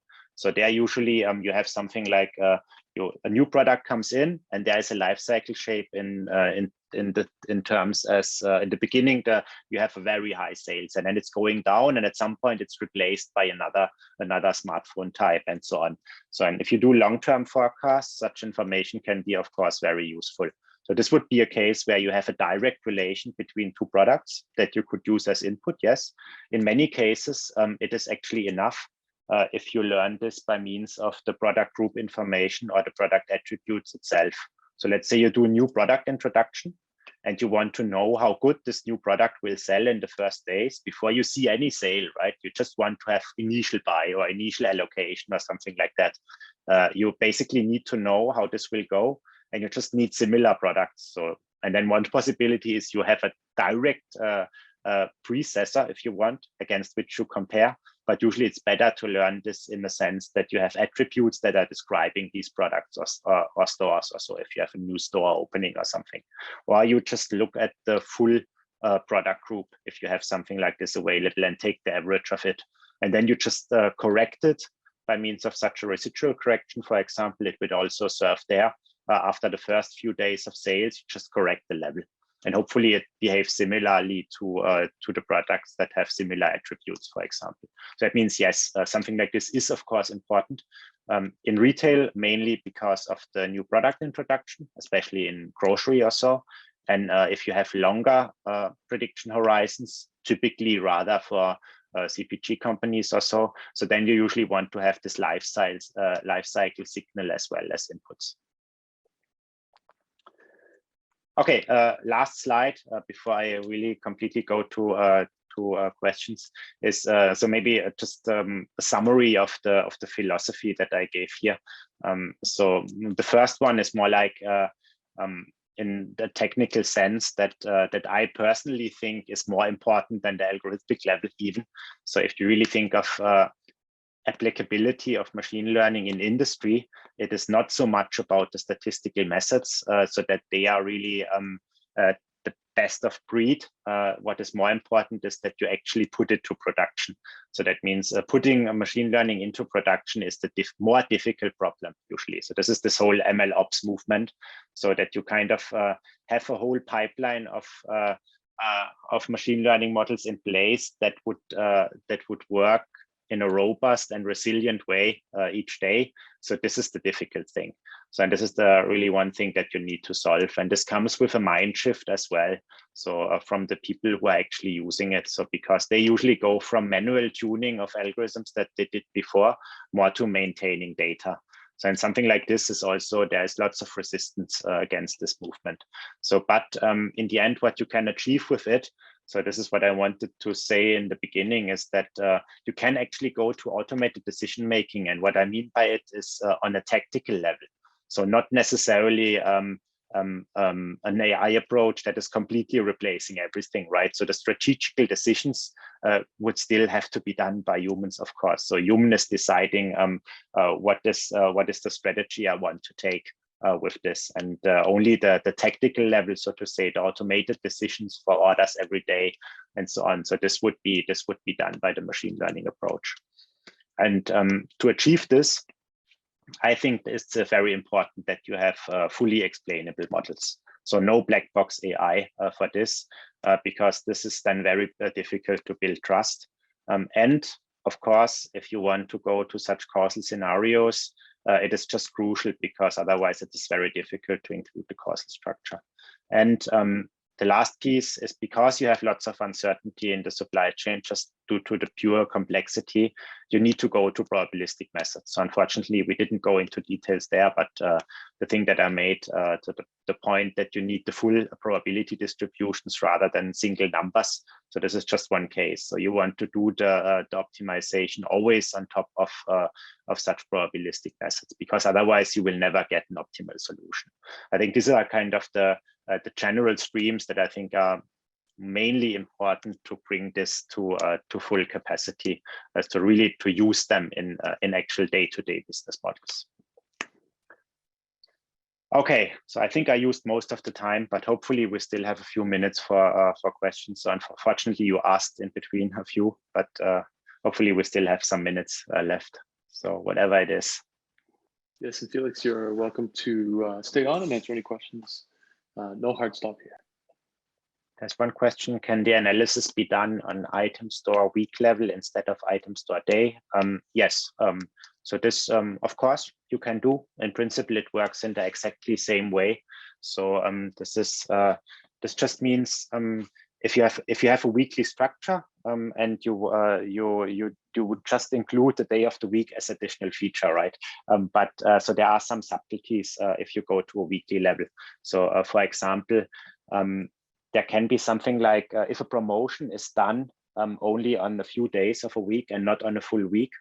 So then doing the prediction on the weekly granularity can actually include a bias, because you need to build somehow an aggregated view of such a promotion. Or think of a holiday that is not on the same day of the week. So that is basically floating, so like Christmas or so. So then you always have the issue that this is something, if you only learn this on a weekly pattern, you only see the aggregated view and you kind of get biases in your model if you include it. So that means it can sometimes be useful to predict on the daily level, even though you need the prediction only on the weekly level. So often this happens, right? So you just need the prediction on the weekly level, and you usually should also model then on exactly that level. Because just of variance reasons, but sometimes it can be useful to predict it on the lower level because it's just easier to model it. So this can happen, and especially this is such a case. So really have something like promotions on a daily level or holidays. So a weekly model can be difficult to build. So that means this is it's actually a subtle problem. But of course, yes, technically it would work the same thing if you do it weekly or daily data. It's just a different aggregation level, right? Okay, are there any software packages you typically use for wrangling the space of demand forecasting or causal analysis? Do they differ with local small size data versus larger data sets? This is a very good question. Of course, these are the typical machine learning packages, I would say. So that means, so me personally, I like the scientific Python stack a lot. So that means for most of the stuff, the typical NumPy, SciPy, scikit-learn stuff is actually quite nice. Of course, you can also use R and so on. I think Python is a good thing because it solves the two-language problem to some degree. So basically, you can directly write production code in it because you have so many libraries available that you could use to directly put it into production, which makes it quite nice. And you have lots of numeric packages like NumPy and so on out there that you could use, pandas and all of those. So that means you typically use those. And then you can, of course, if you want to use deep learning approaches, especially, you can use something like PyTorch or TensorFlow on top of it. Yes, it differs if you go small size to larger data set. Of course, if you just run it on your machine, single node, single core, it can be as easy as using one of these packages right away. If you need to distribute your data somehow on the cloud or so, you want to go to a framework that is doing that. So, and for example, you can of course always go to something like Spark or so. But a nice package in Python to give kind of a distributed way is, for example, Dask. So this can be used to schedule it on different nodes. Also, scikit-learn gives you some kind of distributed capabilities on top of Joplib. So that means there are several choices that you have. But going on a distributed fashion then, of course, comes with a whole lot of new complexity, both from an algorithmic perspective and from a technical perspective. So that means it's not easy to answer that question, but especially in Python, there are plenty of libraries out there. Okay, what's your favorite packages for hierarchical modeling? Okay, this is a difficult question because, to be honest, there is no straightforward answer here. So what I told you today was with kind of the view of an algorithm that I have developed in the past, so that you will unfortunately not find open sourced. But there is a scientific paper about it. I actually have the links for the archive versions of it, for 2 papers of it in the slides that I'm personally using. But as I said, this is not openly available, unfortunately. I think the Bayesian hierarchical model can be done pretty simple with something like Pyro or something like this, or PyMC. So you can actually build it on top of those methods if you really go to the deepest level. I think there is nothing like an off-the-shelf method that would give this directly. So another way to do it would be, of course, with a convolutional network. This is a different kind of hierarchical learning, but you could also use this here. So, but it's a different view, I would say. So I think the honest answer is I don't know of an off-the-shelf method that would give this right away. This was in this talk rather meant in a way that kind of a suggestion how you should treat it. I think it is in general something that should be treated with a hierarchical approach. So mathematically, I think a Bayesian hierarchical model is the best you can do. So this is best suited for the use case. Okay. Yeah, thank you. So it's great that you liked the session. I underestimated a bit the size of the material. So usually when I do this internally, I don't have a time constraint and it's more interactive. So I hope it was not too annoying that we skipped slides. So I'm sorry for that. Yeah, thank you, Felix. That was very good. That was very good. It was very in depth. I don't think it was too rushed, and I appreciate you taking the time and patience to answer all the questions. And I hope the audience really enjoyed it. For those who maybe had to bow out, or maybe there is some questions or some things you want to go back over in the future, we're going to do some light editing. So please give us a little bit of time for that. And then we will put that up on YouTube and we'll send that out to everybody as well. And of course, you can also, of course, reach out to me on LinkedIn or Twitter or whatever. So just ask me if you have any more questions that come up later or so. It's of course fine to contact me. Fantastic. Thank you so much, Felix. And thanks everybody for joining. We hope to see you tomorrow on the platform for the rest of the sessions. And have a great day. Yeah, thank you.